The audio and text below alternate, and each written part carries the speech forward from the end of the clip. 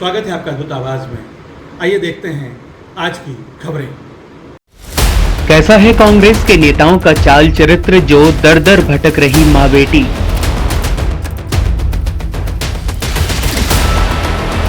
दर दर की ठोकरें खाकर न्याय की गुहार लगा रही पत्नी सहित बेटी को छोड़ा भटकने को। छतरपुर जिले के गुलगंज का मामला सामने आया है, जहां पिता की गंदी करतूतों की वजह से उनकी अर्धांगिनी और बेटी का सिर शर्म से झुक गया है और दर दर की ठोकरें खाने को वे मजबूर हो गई हैं। कांग्रेस पार्टी से विधायक की दावेदारी कर रहे राजकुमार शर्मा, जो मूल निवासी गुलगंज थाना अंतर्गत डोगरपुरा जिला छतरपुर का है, जिसका हाल निवास मौरी गेट नई दिल्ली में है।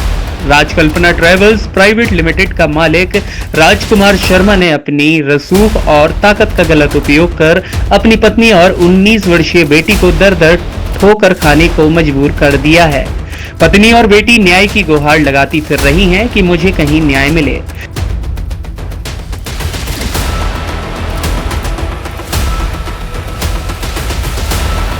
विजापुर विधानसभा से कांग्रेस पार्टी की टिकट पर विधायक की तैयारी कर रहे राजकल्पना ट्रेवल्स के संचालक राजकुमार शर्मा का विवाह 30 अप्रैल 2002 को बेलाताल जैतपुर रजनी शर्मा के साथ पूरे हिंदू रीति रिवाज से अग्नि को साक्षी मानकर संपन्न हुआ था, क्योंकि राजकुमार शर्मा की पत्नी रजनी शर्मा के पिताजी उस समय बेलाताल जैतपुर में सरकारी नौकरी करते थे, जिनका वर्तमान निवास अदालत के पास वार्ड नंबर 9 लवकुश नगर में है। राजकुमार शर्मा के करीब 19 वर्ष की एक बेटी भी है। शादी के कुछ वर्ष तक सब ठीक ठाक चलता रहा। परिवार में पत्नी बेटी सब खुश रह रहे थे। प्रेमिका से अपनी पत्नी रजनी शर्मा की बिना सहमति और बिना जानकारी के विवाह भी कर लिया। रजनी शर्मा ने आरोप लगाया है कि दूसरी शादी के लिए आए दिन करता था मारपीट। राजकुमार शर्मा की पहली पत्नी रजनी शर्मा, जिसकी उम्र 42 वर्ष है, जिन्होंने आरोप लगाते हुए कहा है कि मेरा पति दूसरा विवाह करने के लिए आए दिन मेरे ऊपर दबाव बनाता था और दिल्ली एवं गुलगंज निवास पर हमेशा प्रताड़ित किया करता था और रोज रोज मारता पीटता भी था। मुझे लगातार मानसिक शारीरिक टॉर्चर किया करता था और दूसरी शादी करने के मकसद से लगातार मारपीट भी करता था।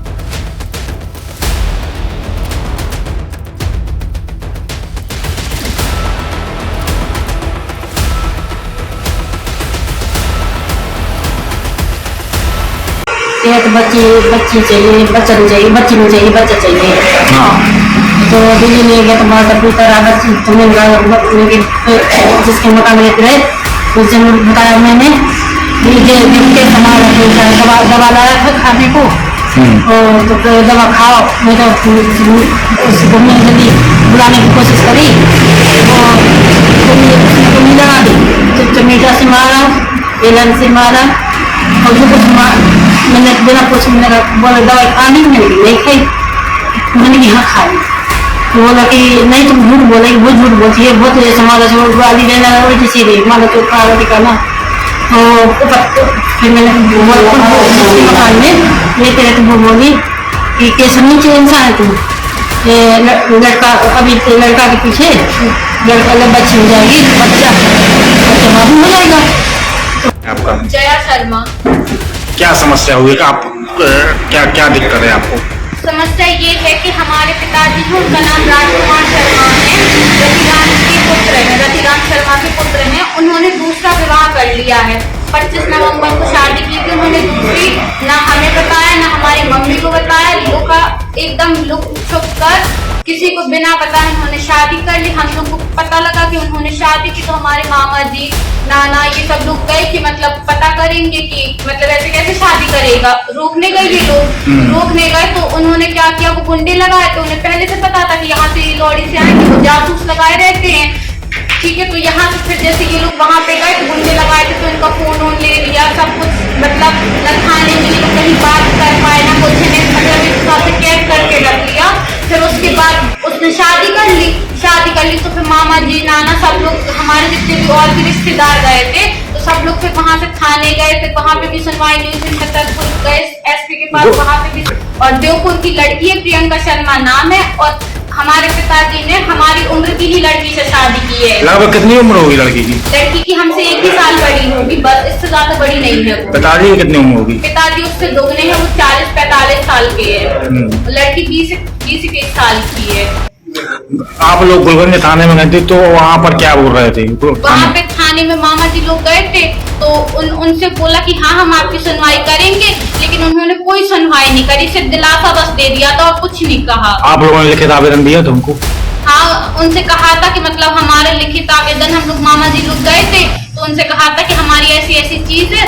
अब लिखित आवेदन उन्होंने दिया होगा मामा ने, तो उन्होंने कुछ सुनवाई नहीं की। फिर वहां से जब उन्हें कुछ मामा को समझ आया तो वहाँ पे कुछ नहीं हो रहा, नाना को समझ आया, फिर उसके बाद वहाँ पे गए, छतरपुर गए तो छतरपुर भी एसपी वगैरह ने सब लोग ने हाँ बोल दिया कि हाँ हम करेंगे, लेकिन किसी ने कुछ सुनवाई नहीं की, क्योंकि वो बहुत पैसे वाले हैं। राजकल्पना ट्रेवल्स नाम की उनकी बस चलती है, कांग्रेस से मतलब चुनाव लड़ रहे हैं विधायक का बिजावर से, टिकट की भी दावेदारी हो। वो तो बोलते हैं कि हमें टिकट मिलनी है और फिर बोलते भी मतलब बहुत धमकी देते हैं। कैसी धमकी देते हैं? धमकी तो इतनी बेकार देते कि हम क्या आपको बोलते बता हैं? भी नहीं सकते। वो बोलते हैं कि तुम्हें क्या लगता है कि तुम हमारा कुछ बिगाड़ दोगी, तुम्हारे मामा हमारा कुछ बिगाड़ लेंगे, किसी को कुछ नहीं बिगाड़ पाना। अभी तो हम इलेक्शन लड़ रहे, देखना हमें ही जीतना, हम जीत जाएंगे फिर हम तुम्हें, तुम्हारे मामा को सबको बर्बाद कर देंगे। तुम्हारे मामा लोग की, सबकी भाई सब लोगों की, नाना लोग की, सबकी मतलब नौकरी जो करते हैं सरकारी उनकी नौकरी छुड़वा देंगे और गुंडे लगवा के किसी को जान से मारने की धमकी देते हैं। ऐसे बहुत धमकी देते, बोलते तुम केस लगाए हो, ये केस हटा लो। हमारा लवकुश नगर से छतरपुर जिले के अंदर आता है लवकुश नगर, वहां से केस लगाए तो धमकी देते, बोलते कौन है वकील बताओ, और पूरा बोलते कि हमें केस की जानकारी यहाँ वहां से लेते रहते हैं और बोलते हैं कि मतलब केस हटा दो, ये केस क्यों लगाए हो, केस से कुछ नहीं होने वाला है। तुम लोग को क्या लगता है कि तुम लोग की कोई सुनवाई करेगा?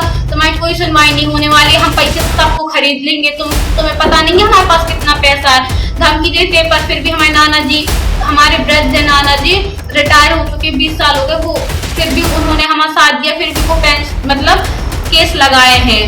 अब केस हमारा भी लगा है, 25 नवंबर को शादी की थी उन्होंने, तब से एक भी पेशी में नहीं आए वो। 25 नवंबर 2022 को शादी? हाँ, 2022 को शादी की थी, 6-7 महीने हो गए, पर अभी तक एक भी पेशी में नहीं आए वो।